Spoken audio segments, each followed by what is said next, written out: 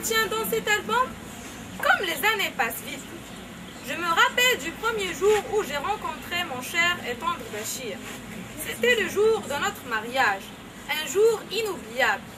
Oui, je me suis installée au Riyad avec ma belle famille.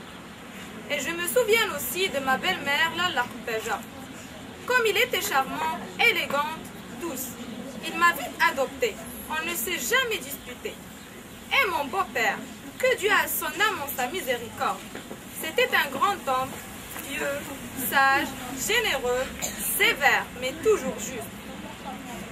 Et je me souviens de toutes nos esclaves, grands et petits, hommes ou femmes, méchants, gentils et jaloux, comme cette peste de Yacoub, qui a failli m'empoisonner. Il faut dire qu'elle était amoureuse de mon Bachir. Elle avait un bon goût, la salope. Oups!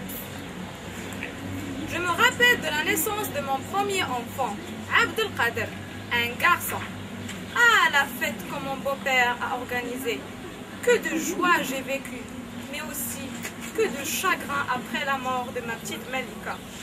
L'exil de notre roi Mohamed V, la guerre d'indépendance, la deuxième guerre mondiale et surtout, l'emprisonnement de mon Bachir. C'était une période triste et noire pour moi et pour notre pays. Heureusement, tout passe. Il ne nous reste que les souvenirs et les photos. Quelle invention géniale j'en ai vu dans ma longue vie. Le phonographe, la radio, le téléphone, la voiture.